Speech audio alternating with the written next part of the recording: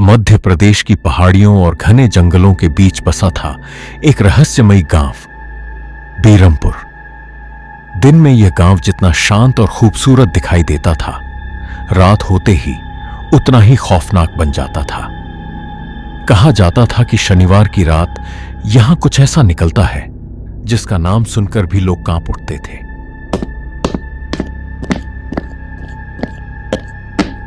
आज तो मजा आ जाएगा, इतने दिनों के बाद दोस्तों से मिलेंगे। इतनी रात को बाहर जा रहा है? बस दोस्तों से मिलने जा रहा हूँ पिताजी। सुबह होने से पहले ही मैं घर वापस आ जाऊंगा। आज शनिवार है मदन, भूल मत। आज की रात निशिर मोलो निकलते हैं। पिताजी, ये बहुत पुरानी बात है, मैं इन बातों से डरने वाला नहीं हूँ, तो मैं दोस्तों से मिलने जा रहा हूँ। अगर भारी कदमों की आवाज सुनाई दे या कोई मंत्र पढ़ता हुआ सुनाई दे तो पीछे मुड़कर मत देखना, तुरंत कहीं छिप जाना, क्योंकि अगर उन्होंने तुम्हें देख लिया तो सुबह तुम्हारी लाश ही मिलेगी। रात गहरी हो चुकी थी। मदन तेज कदमों से आगे बढ़ रहा था। तभी उसकी नजर जंगल के अंदर जाने वाली एक पगडंडी पर पड़ी। अगर मैं इस रास्ते से जाऊंगा तो जल्दी पहुंच जाऊंगा। वो जंगल के अंदर चला गया। चारों तरफ सन्नाटा, ठंडी हड्डी हवा और घना कोहरा। अचानक थक थक थक भारी कदमों की आवाज। मदन रुक गया। उसका चेहरा डर से पीला पड़ गया। फिर कुछ आवाजें, जैसे कोई मंत्र पढ़ रहा। आवाजें बम बम बम बम।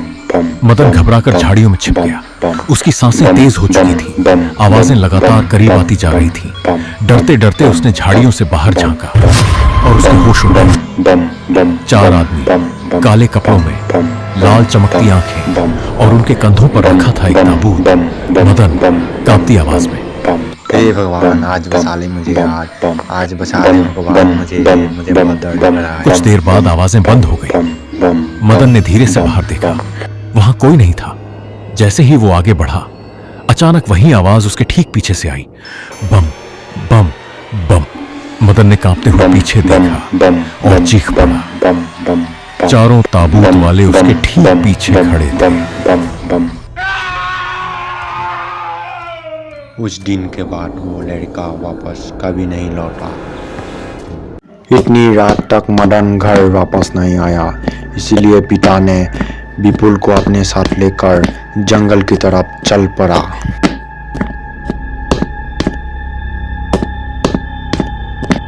अंत में उन दोनों को मदन की लाश मिली। उसकी आंखें खुली थी। ऐसा डर में था कि मरने से पहले कोई नरक देख लिए। बाप फुट फुट कर रोने लगे।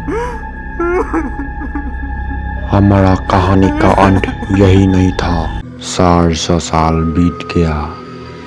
एक दिन चारों तरफ घना जंगल, बड़े बड़े पेड़, उसी बीच में एक लड़की, रिया, उनके बीच अकेले खड़ी थी। कोई है? क्या यहाँ कोई है? कोई आवाज नहीं आया, इसलिए रिया आगे बढ़ती रही। कुछ देर बाद रिया को कुछ आवाजें सुनाई दी। आवाज का पीछा करते रहे। मैं यहाँ क्या कर रही हूँ? कौन लाया है मुझे यहाँ पर? रिया खुद को वहां पाकर बहुत भावुक हो जाता है। तभी देखता है कि एक विशाल सा पक्षी उसकी तरफ ही बढ़ रहा है। बचाओ! रिया डरते डरते चिल्लाते चिल्लाते भागने लगी। वो भयानक सा पक्षी उसका पीछा ही नहीं छोड़ रहा था। रिया भागते भागते अंत में एक पेड़ से टकराता है। रिया एक पेड़ से टकराई। रिया बैठकर देख रही थी। उस पेड़ से हरी हरी पानी टपक रहा था। तभी अरे रिया, उठ जा यार, कब तक सोई रहेगी? तभी रिया नींद से जागी। तभी रिया ने घड़ी की तरफ देखा। घड़ी में 9 बज चुके थे। ओह शिट, हम तो लेट हो गए। तुमने मुझे उठाया क्यों नहीं? रिया अपनी पार्टनर रश्मि के साथ रूम में रह रही थी, जहां वो दिल्ली के एक लैब में काम कर रही थी। सुबह 9 बजे दोनों ने एक साथ नाश्ता किया और तैयार होकर अपने काम के लिए निकल पड़े।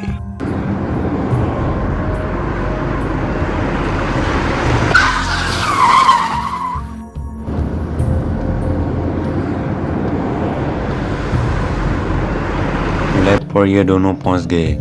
लैब पर पहुंचते ही इनको प्रोफेसर मिल गया। प्रोफेसर ने वह बोलने लगे, तुम दोनों ने अब बहुत समय ले लिया है। तुमको मैं जो एंटीडोट बनाने के लिए दिया है वो पूरा करोगी कि नहीं? प्रोफेसर साहब, अभी समझने में थोड़ी दिक्कत हो रही है। कृपया हमें 3 दिन का और समय दे दीजिए। ये कहकर वो लोग अपने रूम पर चला गया। तू जैसे अभी प्रोफेसर को घुमा रहा है, तू एंटीडोट तैयार कैसे करेगा? रिया एक बॉक्स खोलता है जहाँ एक किताब होता है। वो किताब को दिखाता है। ये देखो, ऐसी किताबों में लिखा है कि पुरानी लोक कथाओं और ग्रंथों के अनुसार यहाँ संजीवनी या एंटीडोट मिलता है। अरे तू कहना क्या चाहती है? मुझे इस किताब में ऐसी लिक्विड के बारे में पता चला है जिसे मिट्रन जो अमृत कहते हैं, और हमें उसको लैब में टेस्ट करेंगे और वो काम का निकला तो वो ही एंटीडोट बना देंगे। अमृत, देख, मैं तेरे साथ जाने वाला नहीं हूँ। ये सब बकवास बातें हैं। अरे देख तो सही, इस पेड़ में हर पूर्णिमा की रात लिक्विड टपकता है। दोनों ने किताब पर देखा। किताब पर उसी पेड़ का दृश्य था जो रिया अपने सपने में रोज देखा करती थी। चलो उसी गांव की तरफ चलते हैं। अगले ही दिन वो दोनों अपनी मंजिल के लिए निकल पड़े। वो बस से उस गांव के लिए निकल पड़े। शहर से लगभग उस गांव का दूरी था लगभग 150 किलोमीटर। वो लोग 5 घंटे सफ़र करने के बाद उसी गांव पर पहुंच गया। लगातार 5 घंटे सफ़र करने के बाद वो दोनों आखिर आ ही गए। अब उन दोनों को रहने के लिए एक जगह ढूंढना था। जैसे ही वो दोनों उस गांव पर पहुंचे, मौसम बदलने लगा। बारिश होने वाली थी। अचानक मौसम बहुत ख़राब हो गया। चारों तरफ बादल छा गए। सारे गांव के लोग हैरान थे कि अचानक मौसम कैसे बदल गया। वो दोनों भीग भीग कर बारिश में उस गांव के सपाल की तरफ जा रहा था। अरे क्या, अचानक मौसम कैसे बदल गया? थोड़ी देर पहले तो धूप थी। अरे मुखिया जी, लगता है बारिश जरूर आएगी।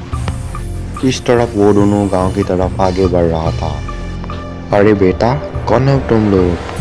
नमस्ते अंकल, मेरा नाम रिया है और ये मेरा दोस्त है। हम दोनों इस गांव पर रिसर्च करने आए हैं।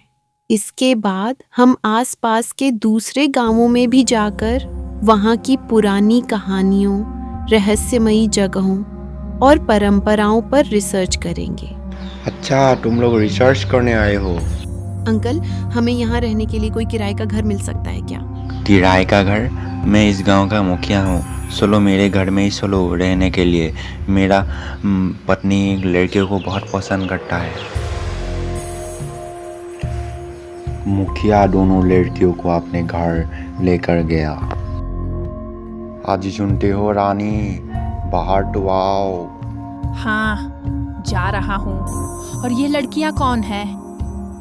ये दोनों पढ़ाई के सिलसिले में हमारे गांव में आई है और ये हमारे गांव में रिसर्च करना चाहती है और लिखना चाहती है। तभी उनका बेटा आता है। क्या हमारे गांव में रिसर्च? हमारे बेवकूफ़ गांव में क्या मिल सकता है? चिपको रॉबी, कोई अपने गांव के बारे में ऐसे बोलता है क्या? ये मेरा बेटा है, मेरा बेटा रवि। रवि, इन लोगों को नमस्ते करो। नमस्ते देवियों। देवियों? रवि, इन लोगों को ज़रा वो गैस वाला रूम दिखा दो। रवि उन दोनों लड़कियों को रहने के लिए उस गैस वाले रूम में लेकर जाते हैं। अरे तुम लोगों को रिसर्च करने के लिए यही गांव मिला था क्या? इसके अलावा हमें और 5 गांवों पर रिसर्च करनी है। इस गांव का काम खत्म होने के बाद मैं तुम्हें आगे की जगहों के बारे में बताऊंगा, समझी? तभी गांव का पंडित पूजा कर रहा था। तभी अचानक दिया बुझ गया। अरे ये तो शुभ संकेत नहीं है, कुछ बुरा होने वाला है। ओ, मैं आप समझ गया तुम लोग क्यों आए हो। वैसे रॉबी, क्या यहाँ कोई ऐसी रहस्यमयी जगह है? रहस्यमय जगह? हाँ, हमारे घर के पास एक राजमहल है। तो क्या तुम हमें वहाँ लेकर जाओगे? तुम लोग जाओगे तो मैं लेकर जाऊंगा। खाना खाने के बाद जाऊंगा, ठीक? हाँ, हम रात में ही। बात खत्म करके रवि अपना रूम में चला गया और रवि मन में थोड़ा थोड़ा डरा हुआ था।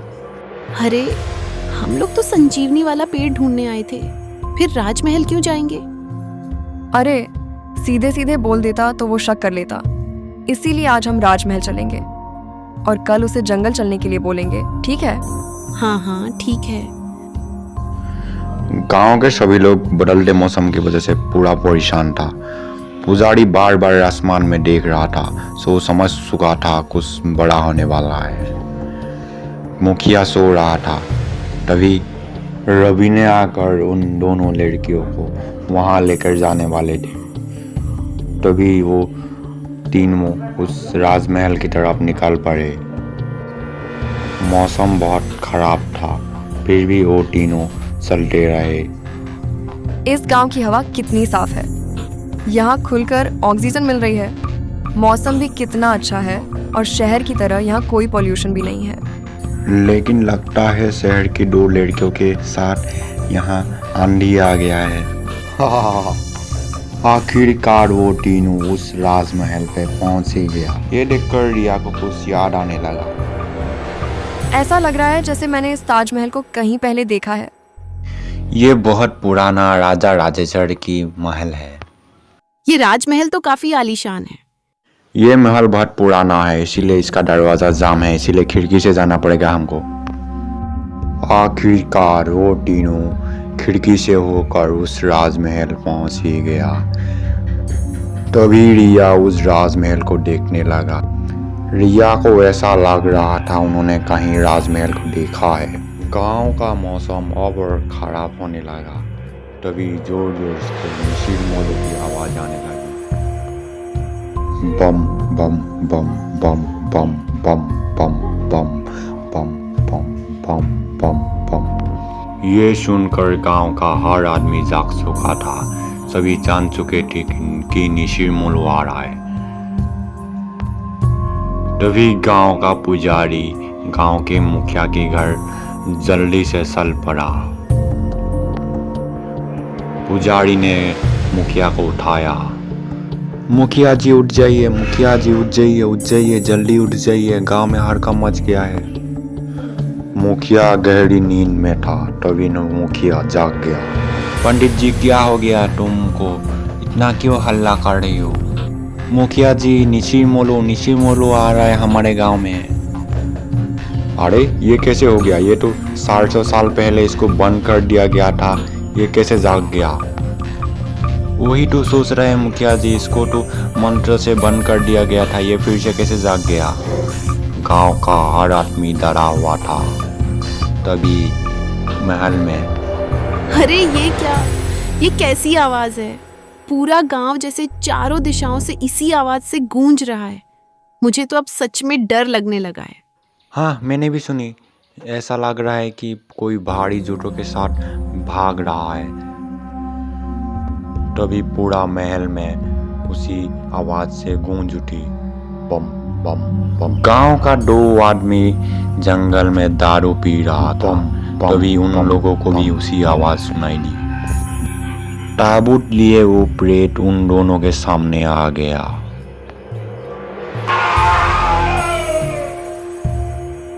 गांव के सभी लोग और डर गए। तभी सभी लोग समझ चुका था कि निशीर मोलो किसी को मार चुका है। ये निशीर मोलो कौन है और ये गांव के उस पेड़ के साथ इसका क्या संबंध है, और जानेंगे अगले भाग में। तो दोस्तों, आज की कहानी यहीं खत्म होती है। अगर आपको यह कहानी पसंद आई हो तो वीडियो को लाइक जरूर करें और हमारे चैनल को सब्सक्राइब करना मत भूलिए। एक जरूरी बात, एक वीडियो बनाने में मुझे कम से कम 10 घंटे की मेहनत लगती है, लेकिन अभी हमारे चैनल पर सिर्फ 10 सब्सक्राइबर ही हैं। आपकी एक छोटी सी सपोर्ट मुझे आगे और बेहतर कहानियां बनाने की हिम्मत देती है। इसलिए प्लीज, अगर आपको मेरी मेहनत पसंद आती है तो अभी चैनल को सब्सक्राइब करें, वीडियो को लाइक करें और अपने दोस्तों के साथ भी शेयर करें। मिलते हैं अगली डरावनी और रोमांचक कहानी में।